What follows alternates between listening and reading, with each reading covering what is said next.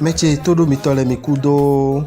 akhosuzangwe azanu konto do liason me mimei agbokugbe ton le mina tun lojo gbese azangbe asupa sipole o mina mu lojo weekend lo deja be awajije na inu mi weme maka odo asu alo weme ma odo asia bo tun lojo wan yin o planete pache nu wan ibe yo venu so ina gwa lo nu mi kala tun mina blo dede lo akwezan si apapwe mi jazan akwe debu mi ni kan ko bi o me tun o bo de me o mo kon loje mi he mi na be akwedo nu mo koton be na yan mi aji mi kala do mi la so si apapwe yo mi ni tun lojiro nu gege na tibo mi na fo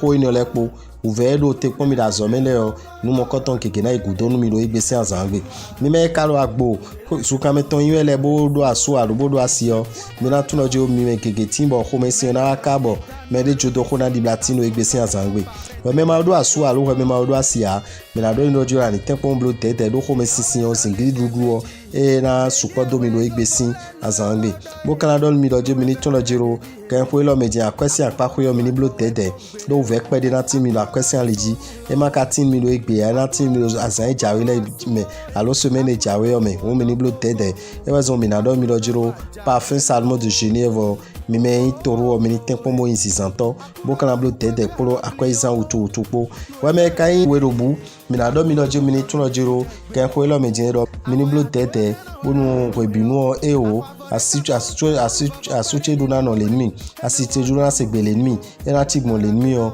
elojo mi ni jo wa lo mo koton do pede bonu no jide do we go meton woni tin pede mi bo kana do mi lojo mi ni tun lojiro ni mi wa mi me ma odo asu alu mi me ma odo asi o sin apapo ya mi na tun lojo wan yan ina won ton ken mi ro egbesi asangbe planet mercury ka le mi na gwa lo mi ra kwesi apapo bonu e ba mi le mi na pe blan bibloto bo kana do mi lojo nu kiko do nu pa nu dagbe no yin alikege no hunu me won eni tempo mo ko ndo nu pa igbe yo ena hun alikege me la zo meto sin aliji mi me karo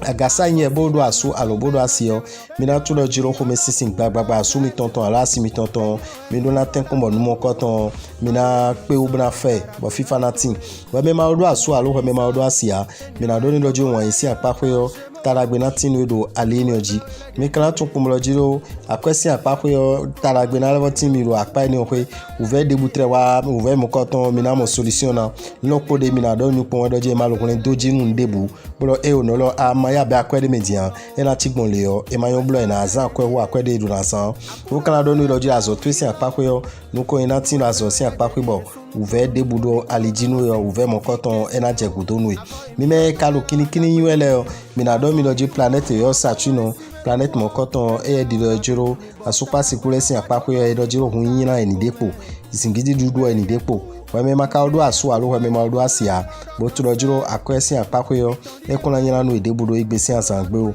mi me kini yele bi fi jankare bo kana do mi lojo mi ni tun pom lojiro nu ko yin mi ton e do mi de susi akwezan utu o mi ni kablo tete na bo kana do mi lojo mi ni tun pom lojiro kan ko lo meji azo mi ton si apapo yo mi ni tempo modo jire do mi de bo kado akon pipan mi me karo yonda loji yin we bo do asu alo bo do asio mi na tun pom lojiro kan ko lo me e lojiro ko me sin debude eni tempo mo konsino 20 meton me boni fifa ni wa we me ma odo asu alo we me ma odo asia mi na do ni lojiro ni tun pom lojiro wan yin si apapo yo we ma do nu kun debuti mo mo lojiro ni mo koton jion e na inu mna he mi so ikut so feeling yo asan to gbe cho e wa na wan yin de ana mo ro igbe yo akwesi apapo yo mi na do mi lojo mi ni blo tete do uve na support akwesi apapo ni mi do igbe mo mo je kaja no mo kabo sun na yin fifo to ne mo mi ni blo tete e wa zo we do mi lo parfum salmo de Genève parfum mo koton ni ma ha mi o mi ni zizantoro li asun me bo kana do mi lo la me na no gan si apapo yo la mi du fromage ena yon mi no ya azin eyon mi no lo de no yo lanti abobo de yo lanti o le so mi level do ena wa dagbe ni mo ja mi kan mo lo jiro azome de so ena le so mi do nu keke si nu ko ne mi kan do we me nu dagan mo na do nu lo jiro planet yo Neptune planet mo koton e di lo jiro e mi na ko alo na super sipo lebo lu kiko ajije era supolo etentin wame ma do asu alo wame ma do asia mina do ni do jiro ani tukun blo jiro lini to le kike na wi wado wa yin aliji àmọ́ mekege do mi me bona bo sadidi na kpolo tameni me kra do mi do jiro akwesi apakoyo me ne tukun blo jiro uve de me mi de kaka wa igbediyan me na de si uve mo koton me pede ba kwesi kan mi ton na dijan yin bo lini mi ton le kike na wi wa azo me o mi ni ka cho mi de do jalousie oja supo bo kra do we me scorpion do jiro ani tun do jiro kan fo ilo me diyan me po po bo ado wana yin na wa me mo koton ekun so yin me boro feeling ninu e o won eni tun kun lojo wan yan na bajono mi kwa me ka odo asu alo kwa me odo asio mi na do ni lojiro ani tun kun lojiro no ero ve nu yin we wani tempo ma ha asu to alo asito e match kan bi kilo khome o mo kan do mi loje akwesin apako yo e kun yin na mi de bodo igbesin asangbe o azo mi ton si apako la me na no kanji mi na o kanji la gbaza me azo si aleji yo lopo de na ntajo en lojiro ve do nu o mi ma so do ve nu do azo mi ton si aleji o kwa me ka sagite yin we bo do asu alobodo asio mina do ni lojiro ani tunkum lojiro ken khwelo medin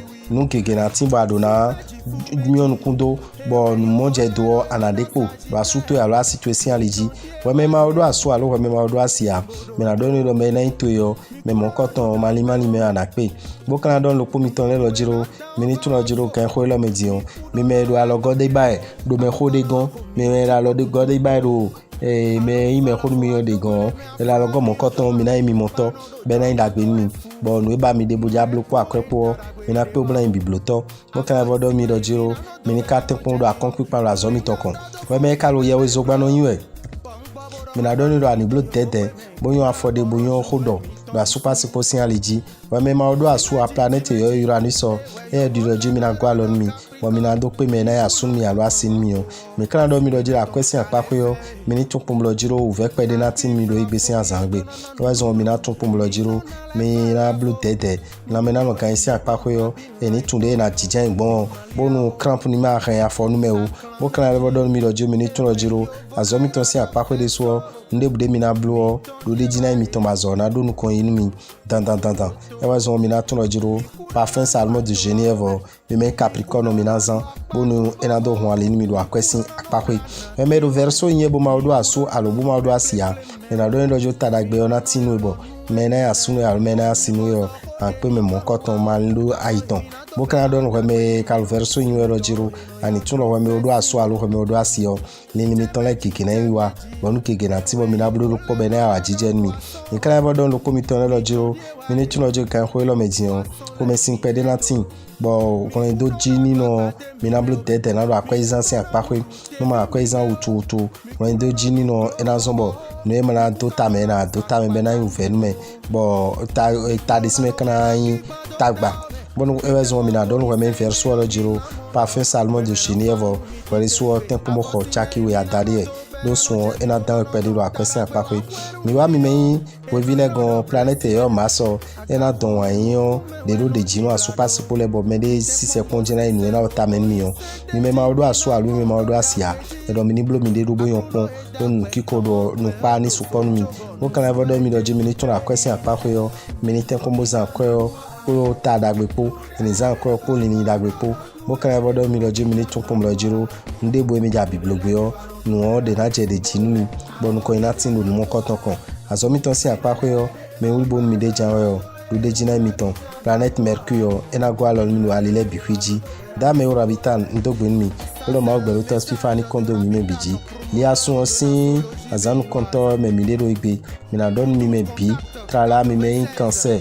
mi me bélier mi me gémeaux mi me lion mi me balance scorpion sagittaire pour poisson pour le jiro savon sachet lo chakilo kwa dadi we sa e mi na zambo dagbe na tin mi me kalo taureau yin vierge capricorne pour verso pour mi de mi na zan parfum salmon de Genève chaki we tadi e we sa mo ko to mo dagbe tin mi na dogbe mi ma gbero to si fa ni bo kondo lo polo mi ton leji onu le bi kwin no yin wa we bi we nu na chen